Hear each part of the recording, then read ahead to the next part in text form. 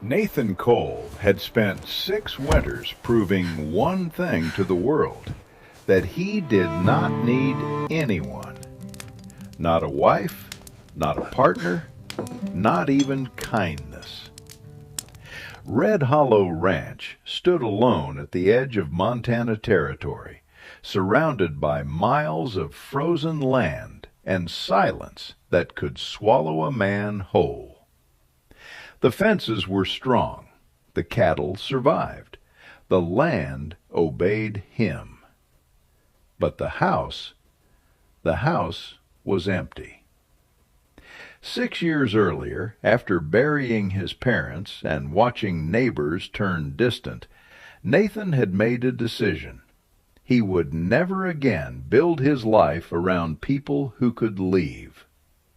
So when the letters began arriving, from families, from matchmakers, from desperate fathers offering their daughters, he answered only once. He did not ask for beauty. He did not ask for status. He asked for honesty. And one by one, 19 women came to Red Hollow Ranch. They arrived dressed in silk, in lace, in careful smiles that never quite reached their eyes. They spoke of love like it was a contract, of marriage like it was safety. Nathan saw through every one of them. By the end of 6 years, every single one had left, and the ranch returned to silence. Until the storm came. It started before dawn, a low, distant howl rolling down from the mountains. By noon, the sky had turned to iron. By evening, the world outside had vanished into white. Nathan was inside the barn when he saw movement through the storm. At first, he thought it was a stray animal. Then it stumbled, and he realized it was a person, a woman, walking alone. She moved like someone who had already passed the point of fear. Her steps were slow, unsteady, but she did not stop. Nathan stepped out into the storm, the wind cutting across his face like knives. "Hey!" he shouted. "You'll die out here!" The woman didn't answer. She just kept walking until her legs gave out beneath her. Nathan reached her just before she hit the ground. Up close, he saw her clearly. Asian, young, but worn by something deeper than time. Her dark hair was frozen at the edges, her lips pale, her hands trembling, but still clutching a small cloth bundle to her chest. "Don't take it," she whispered. Even then, even freezing to death, she was protecting what little she had left. Nathan hesitated. This was exactly what he had spent 6 years avoiding. Another stranger, another unknown, another risk. But the storm didn't wait for decisions, and neither did death. He lifted her into his arms. "Fine," he muttered, "just this once." Inside the house, he laid her near the fire. The heat hit her skin too fast. She flinched, barely conscious. Nathan moved quickly. Blankets, water, a small sip of whiskey to bring warmth back into her chest. Minutes passed. Then her eyes opened. Dark, alert, and far too aware for someone who had nearly died in the snow. "You're safe," Nathan said. She didn't thank him. She didn't relax. She studied him, like she was deciding something. "My name," she said slowly, "Meilin Zhao." The name hung in the air between them, foreign, fragile, but steady. Nathan nodded once. Nathan Cole. Silence followed, not awkward, not empty, but waiting. "Storm will last a few days," he said. "You stay until it clears." Meilin lowered her gaze to the floor, then back to him. "I don't stay for free." Nathan frowned slightly. "You nearly died." "I still work," she replied. Something shifted, just slightly. Not gratitude, not desperation. Pride. Nathan studied her for a long moment, then gave a small nod. "Fine. You live, you work." Meilin nodded once. Deal accepted. Outside, the storm raged harder. Inside, something unfamiliar had entered Red Hollow Ranch. Not noise, not chaos, but presence. And for the first time in 6 years, the silence in Nathan Cole's house felt different. The storm did not pass in a day, or 2.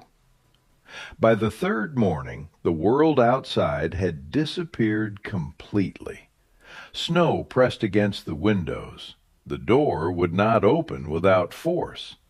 Even the barn rope Nathan had tied the night before had vanished beneath white. They were trapped. But Meilin did not complain. She woke before him every morning. Nathan noticed it on the 2nd day. The fire was already lit, water already heating. The small space no longer carried the stale silence he had grown used to. At first he said nothing. He always said nothing. But he watched. Meilin moved quietly, not like someone trying to impress, not like someone afraid, but like someone who understood survival. She cleaned without asking, cooked with whatever little he had, mended a torn sleeve on his coat using thread pulled from her own belongings. She wasted nothing, not even effort. On the 4th day, Nathan finally spoke more than a sentence. "You've done this before."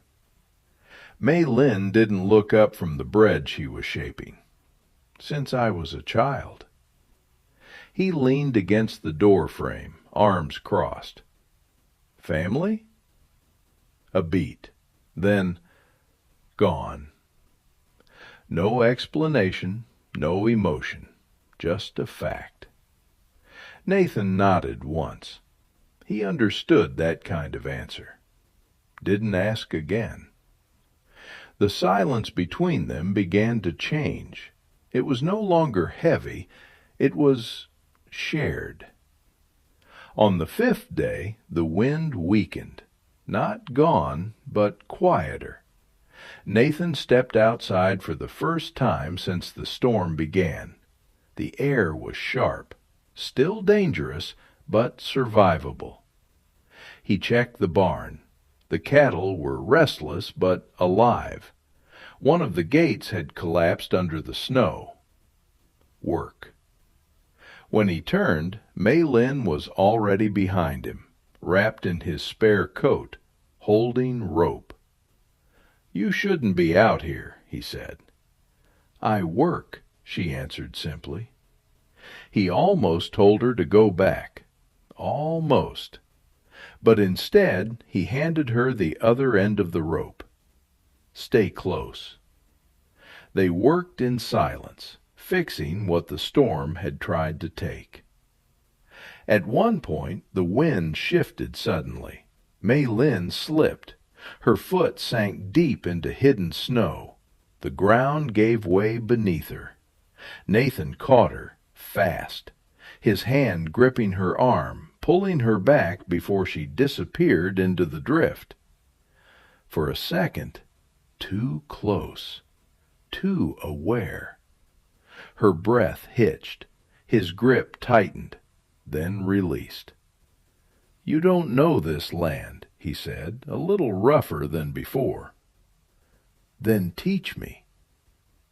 That made him pause. Not the words, the way she said them. Not asking, not pleading, choosing. By evening they were back inside, colder, tired, but alive. Nathan sat at the table, staring at his hands, calloused, steady, different. Across from him, Mei Lin poured tea, set it down in front of him without a word. He took it. Their fingers brushed just slightly. Neither of them pulled away immediately. Then a sound. Both of them turned, from outside. Not wind, not wood, something else. Nathan stood instantly, reached for his rifle. "Stay here." Mei Lin didn't argue, but she didn't sit either. He opened the door, slowly. The cold rushed in, and there, half buried near the fence, a figure. Another woman. Unconscious. Alive, barely. Nathan closed his eyes for a brief second. Not again. Behind him, Mei Lin stepped forward. "We bring her in." Nathan hesitated, just for a moment, then nodded. And just like that, the silence in Red Hollow Ranch was broken for the second time. The second woman woke just before dawn. Nathan heard it first, a faint movement, a quiet inhale that didn't belong to the house. He was already sitting at the table. He hadn't slept much. He rarely did. When she opened her eyes, they filled with confusion first, then fear. She tried to sit up too quickly. Pain stopped her. "Easy," Nathan said. "You're safe." Her gaze snapped to him, then past him, landing on Mei Lin, who stood quietly near the stove. For a moment, no one spoke. Then, "Where am I?" "Red Hollow Ranch," Nathan answered. "You were in the storm." She swallowed hard. "I thought I wasn't going to make it." Mei Lin stepped forward, careful, measured. She placed a cup of warm broth into the woman's hands. "Drink slowly." The woman hesitated just a second, then nodded. "Thank you. My name is Eliza Carter." Nathan gave a small nod. Mei Lin didn't introduce herself right away. She simply watched, observed. Eliza drank like someone who had not known safety in days. Her hand shook. Her eyes darted around the room, as if expecting something to be taken from her. "You can stay until you're strong enough to travel," Nathan said. Eliza's eyes flickered. Hope. Fear. I don't have anywhere to go." The words hung there, familiar, too familiar. Nathan didn't respond immediately. He had heard that sentence before. But this time, something was different, because now there were two of them. The first days were careful, quiet, balanced. Eliza stayed near the fire, still weak, still recovering. She spoke softly, moved cautiously. Nothing like Mei Lin. Where Mei Lin was steady, Eliza was fragile. Where Mei Lin acted, Eliza waited. Nathan noticed it, more than he wanted to. He found himself watching both of them and comparing. Mei Lin outside in the cold, fixing, lifting, working without pause. Eliza inside, folding cloth slowly, hands trembling, voice gentle. Two kinds of survival, both real, both dangerous. One evening, the three of them sat at the table, the fire low, the air warmer than before. Eliza spoke first. "I came here because of a letter." Nathan looked up. "What kind of letter?" "A marriage notice," she said. "A man offering a home to a woman willing to come west." Silence, heavy this time. Nathan leaned back slightly. "I wrote one like that," he admitted. Eliza's eyes widened. "Then you're him?" Nathan nodded once. Eliza let out a shaky breath. "I was too late." Mei Lin's gaze shifted, just slightly. Not jealousy, not yet, but awareness. "I lost everything getting here," Eliza continued. "My family, they said it was my only chance." Her voice cracked, but she didn't cry, not fully. "I thought if I made it, I'd finally belong somewhere." Nathan didn't answer, because he understood that too. Across the table, Mei Lin finally spoke. "Belonging is not given, it is built." Eliza looked at her, confused. Nathan looked between them, and for the first time he felt it. Not tension, not conflict, something quieter, more dangerous. Change. Later that night, the house was still. Nathan stepped outside. The snow had settled, the sky clear. He stood there for a while, thinking. Behind him, the door opened softly. Mei Lin. "You shouldn't stay out long," she said. "The cold still bites." Nathan didn't turn. "Why did you come here?" A beat. Then, "Because I had nowhere else to stand." He nodded slightly. "And now?" Mei Lin looked out over the land. "Now I choose to stay." That hit differently. Not need, not desperation. Choice. Inside, Eliza watched from the doorway, unseen. Her fingers tightened slightly around the frame, because she understood something, before either of them said it out loud. This was no longer just shelter, and she was no longer the only one who needed it. The valley did not stay quiet for long. By the next morning, tracks appeared in the snow. Not from cattle, not from wind. Horses. Nathan saw them first, fresh, deep, heading straight toward the ranch, and not alone. He didn't say anything at first, just stood there longer than usual, watching, counting. 3 riders, maybe 4. Inside the house, Mei Lin noticed the shift before he spoke. "Someone is coming." Nathan nodded once. Not friends. Eliza froze. The color drained from her face, not slowly, instantly. Nathan saw it. "You know who that is," he said. Not a question. Eliza didn't answer. Her hands trembled. They weren't supposed to find me." Silence. Heavy. Nathan exhaled slowly.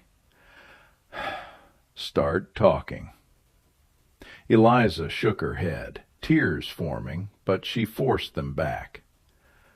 "I couldn't stay there any more. My uncle, he arranged everything. The letter, the marriage, it wasn't for me." Nathan's jaw tightened. "Then why are they writing out here?" A beat, then, "Because I ran." That landed hard. Mei Lin stepped forward. "They want to take you back." Eliza nodded, barely. "Or worse." Nathan looked toward the window again. The riders were closer now, dark shapes against white land, closing in. "You bring trouble to my door," he said quietly. Eliza flinched, like she expected it. "I know," she whispered. For a moment it looked like he might tell her to leave, to go back out into the snow, to take the risk away from him, the same choice he had made 6 years ago. Cut people out, stay safe. But then Mei Lin spoke. "Storm did not kill her. Men might." Nathan didn't move, but something in him shifted again. Outside, the riders reached the fence. One of them called out, "Rancher, we know she's here." Eliza's breath hitched. Mei Lin stepped slightly in front of her. Not dramatic, not loud, just enough.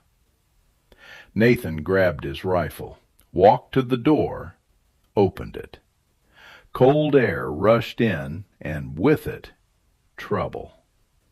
3 men, rough, confident, used to getting what they wanted. The one in front smirked. "You got something that belongs to us." Nathan didn't raise the rifle. Not yet. "Nothing here belongs to you." The man laughed. "That girl does." Nathan's eyes darkened slightly. "No, she doesn't." Tension snapped tight. Behind him, Mei Lin stood still, watching. Eliza shaking, but not hiding. The lead rider leaned forward in his saddle. "You don't understand, Rancher.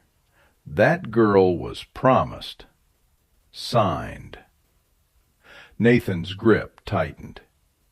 "People aren't cattle." That changed something.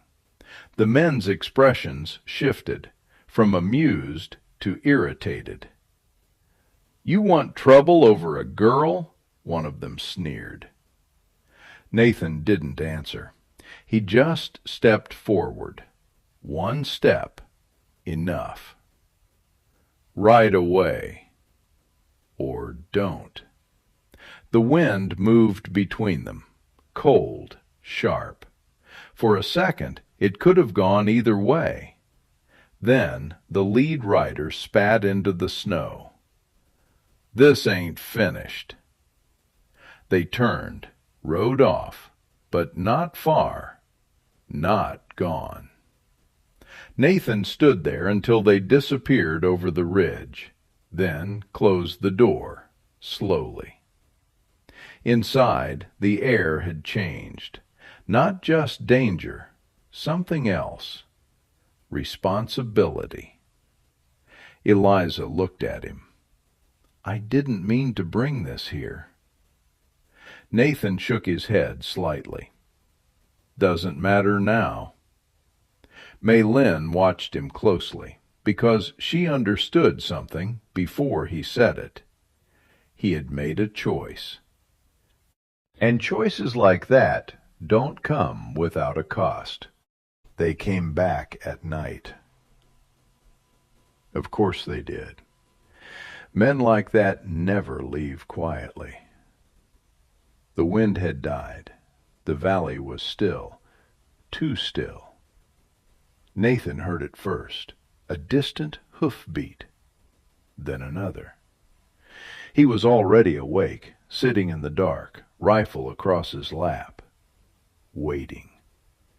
Inside, the house was quiet, but not asleep. Mei Lin stood near the window, watching. Eliza sat at the table, hands clasped tight.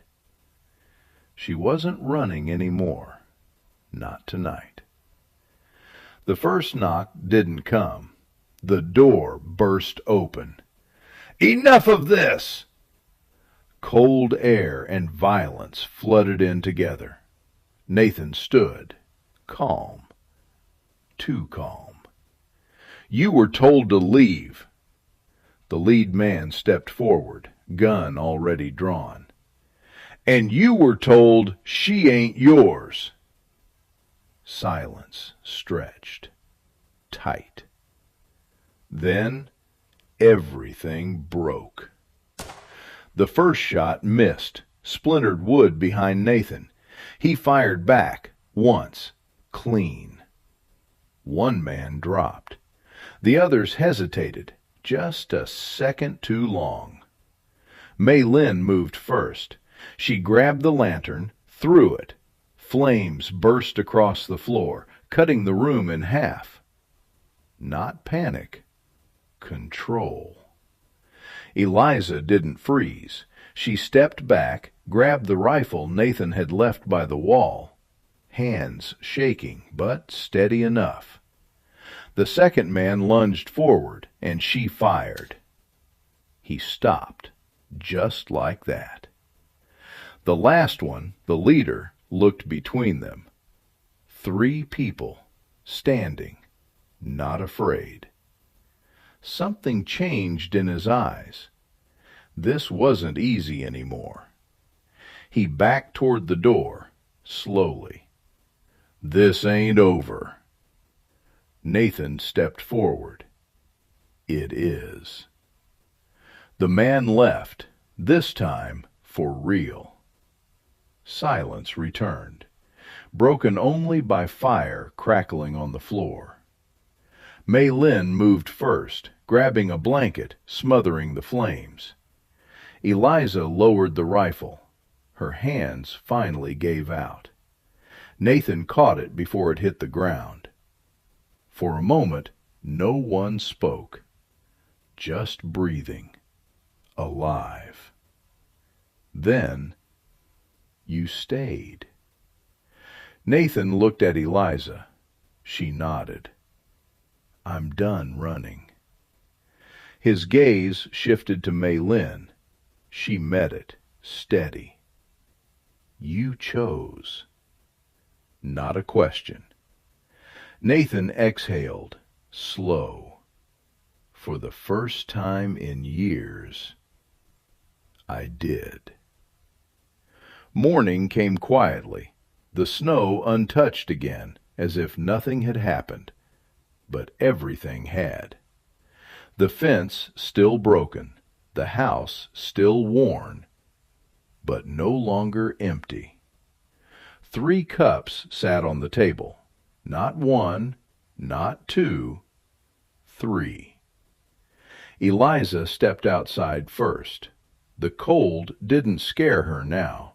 She breathed it in, like something earned. Mei Lin followed, already working, already building. Nathan stood in the doorway, watching them, not as strangers, not as burdens, as something else, something he had spent 6 years avoiding. A home, not bought, not forced, chosen. And this time, he wasn't going to lose it.